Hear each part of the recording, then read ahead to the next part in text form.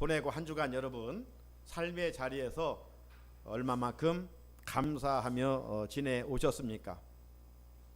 우리는 주님의 제자로 살기로 작정했으면 기본적으로 일에도 감사, 절에도 감사, 쉬지 말고 감사, 항상 감사, 범사에 감사, 감사가 줄줄이 사탕처럼 이어져야 됩니다. 감사하는 그리스도인이 정말 성숙한 그리스도인이기 때문입니다. 후반기 여러분 심어야 할 것이 있다면 감사입니다. 감사 심고 하는 일이 성공하고 감사함으로 우리 몸도 더 건강을 거두고 또 감사함으로 하나님이 하시는 일들도 기적도 경험하는 우리 성도들이 되기를 주님의 이름으로 축복합니다. 그러니까 감사는 내가 잘 되는 도구이고 통로입니다. 또 하나 내가 잘 되는 통로, 도구가 하나 있는데 그게 바로 섬김입니다. 섬기는 사람이 믿음 좋은 사람이에요. 섬기는 사람이 예수님 닮은 사람이에요. 섬김의 자리에 있는 사람이 예수의 영성으로 채워진 사람이에요. 그래서 오늘은 이 내가 잘 되는 그 비결 중에 우리 예수님의 섬기시는 손에 대해서 말씀을 함께 전하고 들으면서 은혜를 나누고자 합니다. 에덴 동산에 아담과 하와가 살고 있지 않았습니까? 참 행복하게 살아야 할 그들이 왜 행복하게 살지 못하고 그만 쫓겨나고 말았습니까? 왜 아담과 하와가 에덴 동산에서 즐겁게 하나님과 교제하며 살아야 되는데 죽을 수밖에 없는 비참한 존재로 전락되었습니까? 그 결정적인 원인이 어디에 있습니까? 피조물 인간이 창조주 하나님과 같이 되려고 하는 데 있었다고 성경은 말씀하고 있습니다. 마귀는 그들을 찾아가 이렇게 미혹하지 않았습니까? 뱀이 여자에게 이르되 너희가 결코 죽지 아니하리라. 너희가 그것을 먹는 날에는 너희 눈이 밝아져 하나님과 같이 되며 선악을 알 줄 하나님이 아심이니라. 인간에게 하나님이 된다고 하는 이런 매력적인 말 세상에 또 어디 있을까요? 그래서 이들이 그만 그 맛인 선악과를 따 먹게 되었고 그 결과 하나님의 형상을 잃어버려 죽음을 피할 수 없는 비참한 존재가 되고 말았습니다. 이 아담과 하와의 죄가 그들의 죄로 딱 단절됐으면 얼마나 좋겠어요. 그런데 아담이라는 이름 자체가 대명사 사람이라는 뜻입니다. 그 아담은 모든 사람을 대표하는 겁니다. 국가대표 선수들이 우리나라를 대표하는 것처럼 아담은 모든 인간의 대표예요. 그래서 그가 죄를 지음으로 모든 인간의 피 속에 죄가 흐르고 있는 것이죠. 우리는 그것을 원죄라고 합니다. 그래서 타락한 인간은 교만하면 패망의 선봉인 줄 알면서도 겸손하지 못하고 교만하게 행동하고, 타락한 인간은 말씀을 통해서 섬김이 축복의 통로인 줄을 알면서도 섬기기보다는 섬김만 받으려고 하는 경향이 있습니다. 자, 그러면 이런 타락한 인간이 어떻게 해야 섬김의 사람으로 회복될 수 있을까요? 여러분, 여기 캄캄한데 이 캄캄한 곳을 환하게 하려면 어떻게 해야 됩니까? 빛이 있게 하면 됩니다.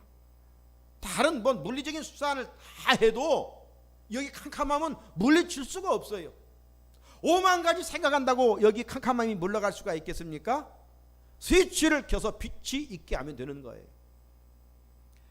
이렇듯이 내 안에 이 불의한 것들을 몰아내기 위해서는 다른 방법이 없어요. 불의한 방법을 몰아내는 데는 의가 있어야 돼. 의가. 그런데 이 세상에 사는 사람들은 한 사람도 의로운 사람이 없어요. 우리가 잘 알고 있는 로마서 3장 10절 말씀이죠. 기록된 바 의인은 없나니 몇 명도 없다? 하나도 없어요. 하나도 없어요. 따라서 죄로 타락한 불의한 인간들끼리 아무리 애쓸지라도 불의만 더해갈 뿐이에요. 의로울 수가 없어요. 따라서 비록 불의한 인간이지만 의로울 수 있는 비결이 있어요. 그 비결은 의로우신 분에게 젖붙임을 하면 되는 거예요. 돌감나무가 참감나무에게 젖붙이면 극상품의 열매를 맺는 것처럼 불의한 우리가 의로우신 예수에게 젖붙이면 가능하다 이 말이죠. 세상에는 다 주인이라고 그랬죠. 오직 한 분만이 의로우신데 그분이 바로 구원자 예수 그리스도이십니다. 요한일서 2장 1절 말씀. 나의 자녀들아 내가 이것을 너희에게 쓰면 너희로 죄를 범하지 않게 하려 함이라. 만일 누가 죄를 범하여도 아버지 앞에서 우리에게 대언자가 있으니 곧 의로우신 예수 그리스도시라. 예수 그리스도가 어떤 분이셔요? 의로우신 분이시라 이 말. 아담의 모든 혈통을 이은 인간들은 죄인인데 예수 그리스도만이 의로우신 분이시다 이 말이죠. 그러므로 우리가 의로우신 예수님을 닮고 그분의 영성으로 채우고 그분의 영으로 충만하면 섬김을 받으려는 본능을 십자가에 못 박고 이제 섬김의 자리에 서 있게 되는 것입니다. 섬김의 자리에 있을 때 그가 바로 제자의 길을 걷는다라고 할 수가 있어요. 우리가 주님의 참된 제자의 길을 걷기 위해서 이 시간 섬김의 대명사인 예수님의 섬김의 흔적을 같이 살펴보고자 합니다. 자, 예수님의 섬김의 발자취를 우리 첫째 같이 읽어봅니다. 시작. 예수님 섬김의 출발은 성육신입니다. 예수님 섬김의 출발은 성육신입니다. 본래 예수님의 자리가 어디예요? 하나님의 우편이에요. 예수님은 창조주로서 모든 피조물로부터 영광을 받으시는 자리에 계셔야 했습니다. 그런데 인간이 죄를 짓고 비참한 자리에 처하게 됐을 때, 사망이 음침한 자리에 처하게 됐을 때 하나님께서는 그 모습을 끝까지 지켜보고 계실 수가 없었던 것이죠. 그래서 그 영광의 자리에 머물 수가 없었어요. 왜? 하나님의 속성은 사랑이기 때문입니다. 오늘 1절 끝에 세상에 있는 자기 사람들을 사랑하시되 끝까지 사랑하시니라. 오늘 우리의 사랑의 맹점이 뭐예요? 사랑하다가도 내 마음에 안 든다고 편질돼 버리죠. 그런데 하나님의 사랑은 편함이 없으세요. 끝까지. 지금 이 말씀의 분위기는 보면 조금 있다가 3번씩이나 배반할 베드로도 있어요. 잠시 후에 스승을 팔 가룟 유다도 있어요. 그런데 그것을 다 알고 계시는 예수님은 그들까지도 끝까지 사랑하고 계신다는 말씀이죠. 그래서 예수님은 하나님이 주 가운데 있는 인간을 구원하시기 위하여 영광의 보좌를 버리시고 낮고 천한 이 땅에 인간의 몸을 입고 오셨던 것이죠. 자, 사도 바울은 그 사실을 빌립보서 2장 6절로 7절에서 말씀하시는데 보십시오.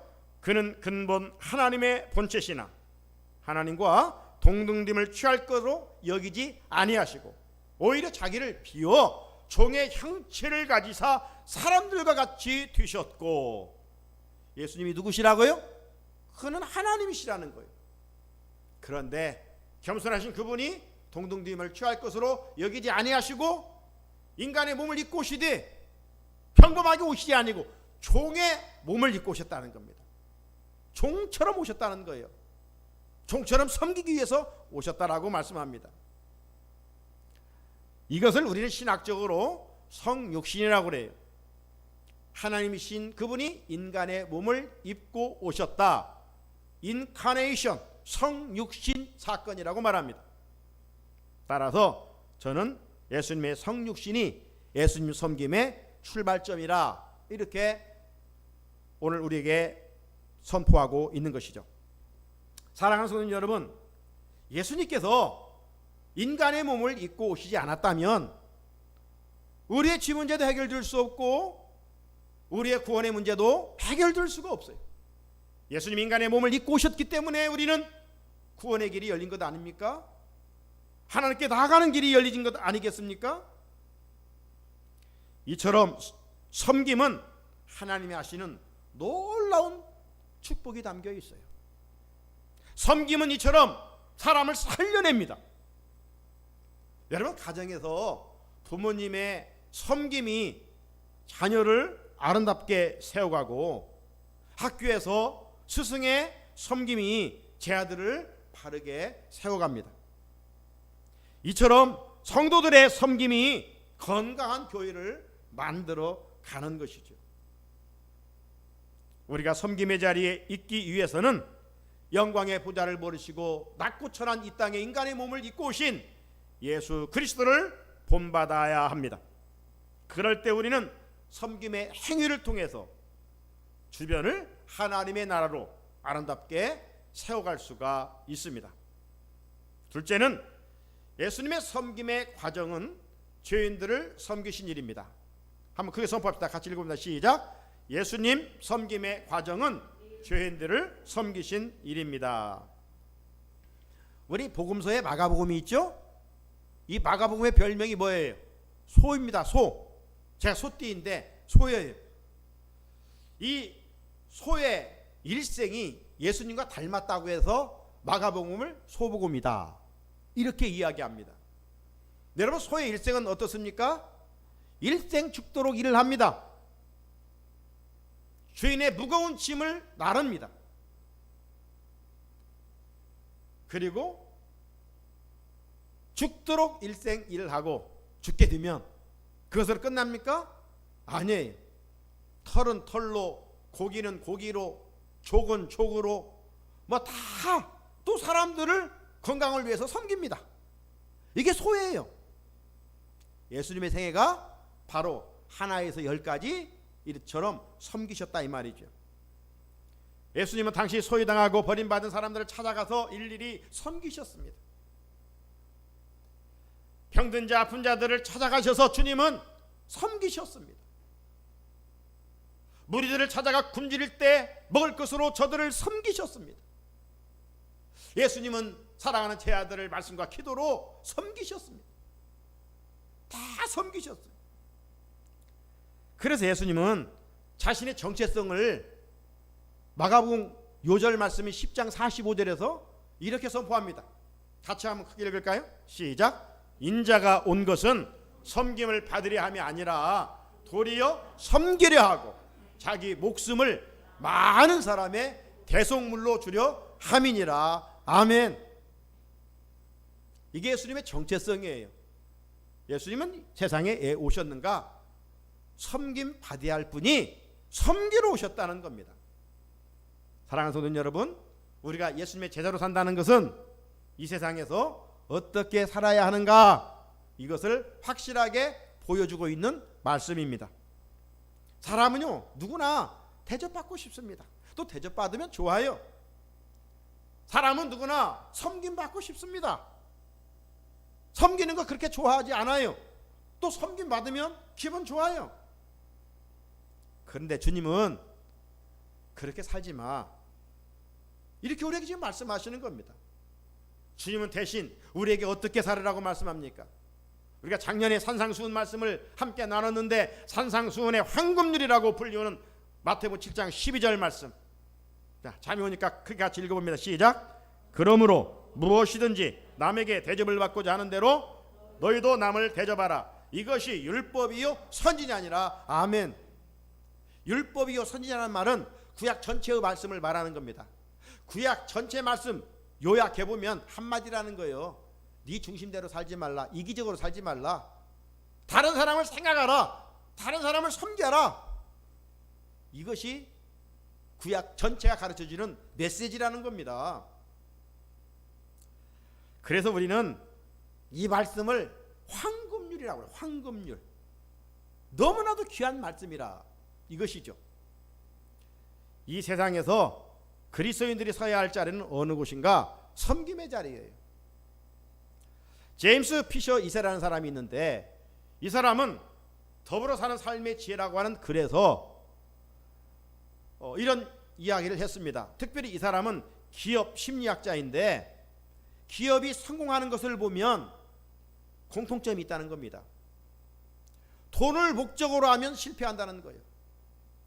여러분, 가게를 열었는데 돈이 목적이다면 어떻게 하겠어요? 늘 인색할 수밖에 없고, 좋은 재료 쓸 수 없고, 많은 이득을 남기려고 거기에 온갖 정신을 쏟지 않겠어요? 요즘 계란값이 막 폭등해가지고 이전보다 배나 비싼데, 빵을 만드는데 계란이 많이 들어가야 맛있는데 계란 비싸다고 계란을 2분의 1만 축소해서 넣는다면 벌써 빵이 질이 낮아지겠죠. 사람들의 입맛은 정확합니다. 여러분, 그 빵 맛없는지 누가 찾아가겠어요? 여러 가지 어려운 때고 계란값이 정말 폭등할 때지만, 이전처럼 똑같이 계란을 넣어서 빵을 맛있게 만든다면, 내가 이 지역에 신선한 빵을 우리 주변인들에게 대접한다는 마음으로, 뭐 공짜로 줍니까? 돈 주고 팔지만 때로는 손해볼 수도 있어요. 폭등했기 때문에. 그래도 잠시 손해가 아니라 정말 앞으로의 매출을 위한 놀라운 축복이 숨겨 있는 것이죠. 그러니까 얄팍하게 자기를 생각하면 안 된다 이 말이죠. 기업을 하는 사람의 공통점을 잘 살펴봤더니 바로 그거라는 거예요. 한마디로 말하면 인간관계 성공 비결이 남에게 바라는 대로 남에게 해주라는 거예요. 그러니까 이 글은 황금률로 글을 마무리하고 있는 것이죠. 사랑하는 성도 여러분, 섬김이 복이라는 것을 확실하고 있는 것이죠. 셋째는 예수님 섬김의 절정은 십자가입니다. 선포를 시작. 예수님 섬김의 절정은 십자가입니다. 지금 제가 이 말씀을 준비하면서 세 가지로 지금 이렇게 해봅니다. 예수님이 생애는 인간의 몸을 입고 오신 것 자체가 섬김의 출발이고, 예수님의 생애의 과정은 죄인들을 섬기신 것이고, 그리고 예수님의 섬김이 인생 자체인데 그 어떤 절정은 뭐냐? 그 절정은 십자가라는 것이죠. 자, 빌립보서 2장 8절 한번 같이 읽어봅니다. 시작. 사람의 모양으로 나타나사 자기를 낮추시고 죽기까지 복종하셨으니 곧 십자가에 죽으심이라. 아멘. 생명이신 예수님께서 죄인이 짊어져야 할 십자가를 지셨습니다. 그리고 주님이 십자가에서 피와 물을 다 흘려주심으로 인간의 죄 문제를 해결해 주셨습니다. 그리고 죄인된 인간이 하나님께 나아가는 길을 활짝 열어주셨습니다. 따라서 주님이 지신 십자가는 예수님의 섬김의 절정 크라이막스다 이 말이죠. 예수님은 인간의 몸을 입고 세상에 내려오셨습니다. 예수님은 십자가의 죽으심으로 음부에까지, 가장 낮은 자리까지 내려가셨습니다. 예수님의 그 내려가심은 결과적으로 부패하고 타락하고 먼지와 지렁이 같은 우리를 높여주시기 위함이었습니다.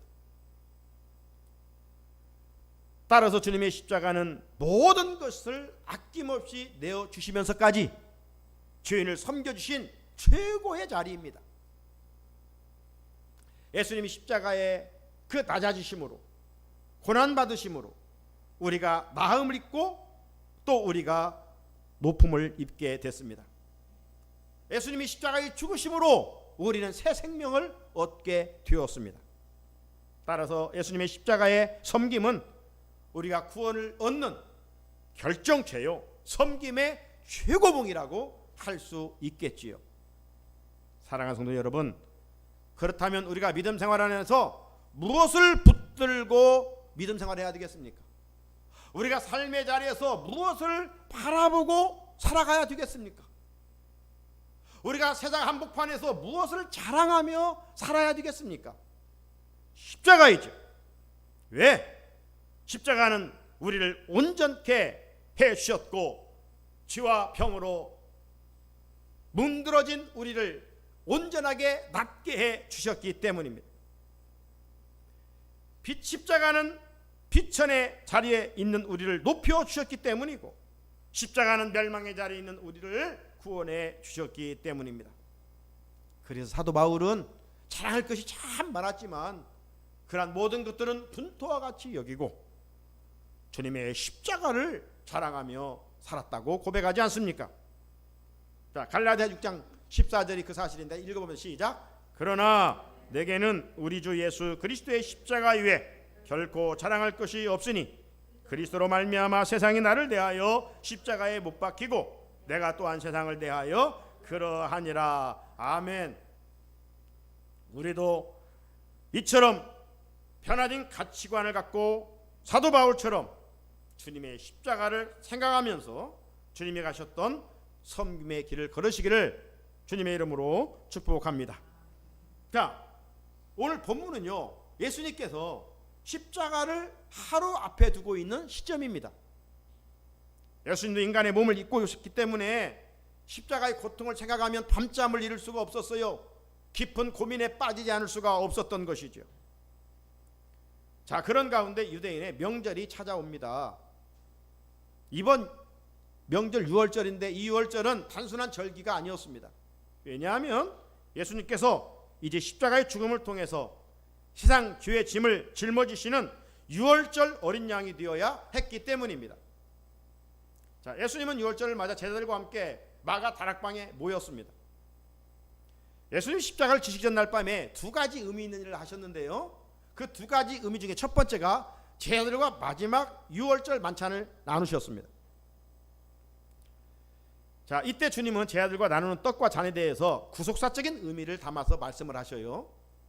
우리가 성찬식 지금 요즘 못하고 있는데 성찬식을 할 때마다 제가 즐겨 인용하고 있는 고린도후서 11장 말씀에 24절 26절을 보면 이런 말씀이 있습니다. 축사하시고 떼어 이르시되 이것은 너희를 위하는 내 몸이니 이것을 행하여 나를 기념하라 하시고, 식후에 또한 그와 같이 잔을 가지시고 이르시되 이 잔은 내 피로 세운 새 언약이니 이것을 행하여 마실 때마다 나를 기념하라 하셨으니 너희가 이 떡을 먹으며 이 잔을 마실 때마다 주의 죽으심을 그가 오실 때까지 전하는 것이니라. 아멘. 주님이 제자들과 이전처럼 유월절 떡을 나눴습니다. 하지만 이번에는 의미 있게 주님이 말씀하시는 거예요. 제자들아, 받아 먹어라. 이것으로 끝나지 않으시고 이 떡은 내가 십자가에서 찢길 내 몸이다, 이런 의미심장한 말씀을 하시는 것입니다. 그리고 식후에 이어서 제자들과 잔을 나눴잖아요. 그걸 주님은 이렇게 말씀하시는 겁니다. 이 잔은 내 피로 세운 새 언약이니 이것을 행할 때마다 마실 때마다 나를 기념하라 라고 말씀하셨습니다. 떡이 주님의 찢기신 몸이라면 이 포도주 잔은 예수님이 십자가에서 흘리실 피를 예표하고 있는 것이죠. 그리고 주님은 이것이 일시적으로 여기서 끝나는 것이 아니라 앞으로 내가 올 때까지, 주님이 재림하실 때까지 교회 공동체 안에서 이어갈 것을 말씀하고 있습니다. 그래서 오늘 교회는 주님의 명령을 받들어 주님의 고난을 상징하는 성찬 예식을 거행하고 있는 것이죠. 주님은 유월절 만찬을 통하여 당신이 짊어질 십자가의 섬김을 미리 보여주고 있습니다. 자, 마가다락방에 또 하나 예수님은 이 성만차 예전을 행하셨을 뿐만 아니라 오늘 본문처럼 제자들의 발을 씻겨 주신 일입니다. 정말 대인관계의 근간을 흔드는 일을 예수님이 하셨어요. 여러분, 고대로부터 지금까지 어찌 보면 이 섬김의 위치는 어떤 사람이 합니까? 높은 사람이 하는 것이 아니고 낮은 사람이 높은 사람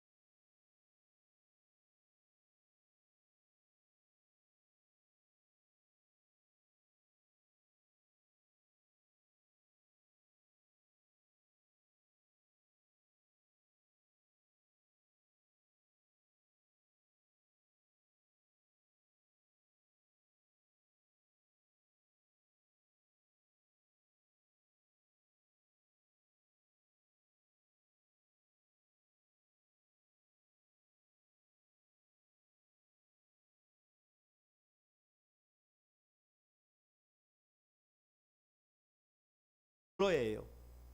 노블레스 오블리주. 그렇다면 여러분, 노블레스 오블리주의 원조는 누구일까요? 바로 예수 그리스도이십니다.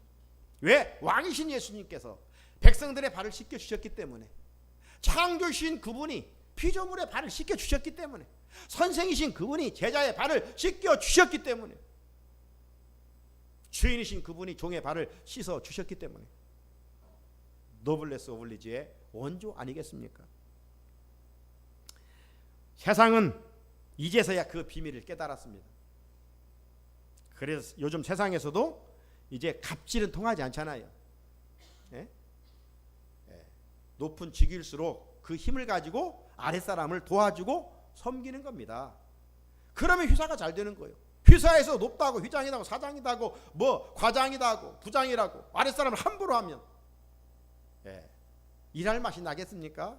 나지 않죠. 오히려 잘 대접했더니, 섬겼더니, 예수님의 마음을 가졌더니 일할 맛이 나고 힘이 나고, 회사를 위해서 물불 가리지 아니하고 헌신하게 되는 것이죠. 요즘 우리 사회에는 재능 기부도 막 점점 확산되고 있습니다. 옛날에는 돈 줘야 많이 합니다. 연예인들 어디 가서 뭐 활동하고 노래하려면 돈 엄청나게 받잖아요. 그런데 요즘은 가서 그냥 섬기는 겁니다. 재능 기부를 하는 겁니다. 나누고 베푸는 겁니다. 그게 자기가 인기 비결이에요. 계급사회 군대는 어떻습니까? 명령 사회 아닙니까? 높은 사람이 아랫사람이 명령하면 뭐 죽으라면 죽어야 하는 것이 군대예요. 그런데 요즘 군대는 문제도 많지만 달라지고 있어요. 그래서 사령관, 장군들이나 또 대대장 이런 사람들이 이제 갓 들어온 2등병, 1등병의 발을 씻겨주는 세족식을 군대에서도 해요. 일반인들도 해요.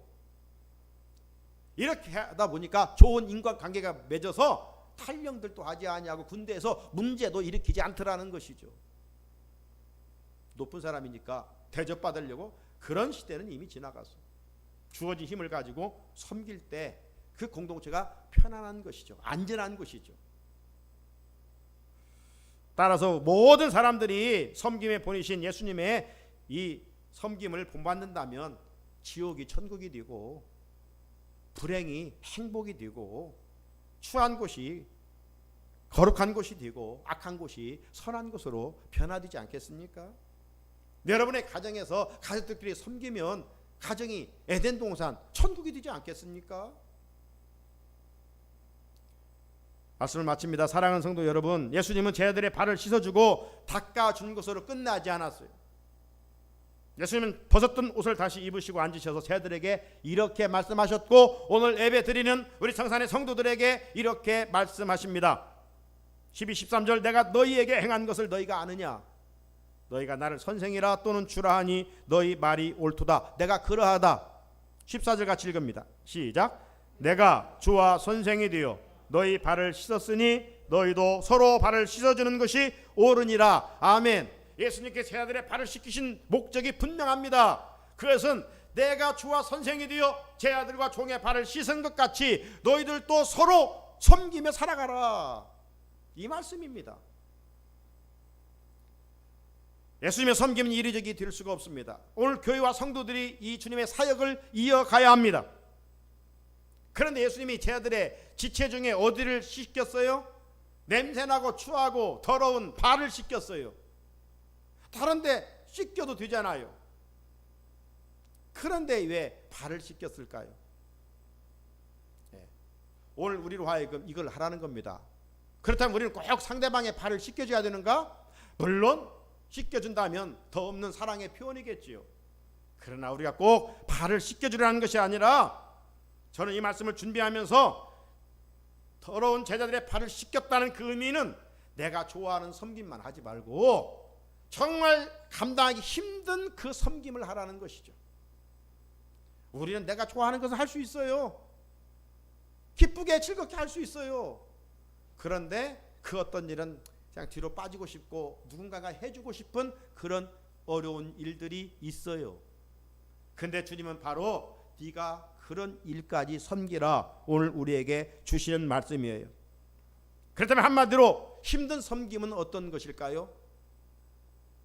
희생하고 손해보는 겁니다. 나누고 베푸는 것입니다. 왜? 우리 본능은 욕심이 너무 강하기 때문에. 그래서 오늘 이 시대 우리 그리스도인들이 좀 삶의 자리에서 손해보고 살고 희생하고 살고 나누고 살고 베푸고 살면 선한 영향력이 확대되는 것 아니겠습니까? 여러분, 주님의 말씀은 내 본능과 충돌되기 때문에 망설여지기 마련입니다. 정말 이걸 행하될까 말까. 그런데 힘들지만 십자가 지면 복이 있듯이 힘들지만 말씀 순종하면 거기에는 엄청난 축복이 있음을 오늘 성경 마지막 절은 우리에게 말씀합니다. 17절 읽습니다. 시작. 너희가 이것을 알고 행하면 복이 있으리라. 아멘. 제자는 누구냐? 성경 말씀을 알고 있는 것이 아니에요. 알고 있으면 입만 살아요. 오늘 교회 문제는 뭐예요? 입으로 나발거리는 사람 때문에 그래요. 많이 알고 있거든요. 그러나 주님은 이런 사람을 복이 있다고 말씀하지 않아요.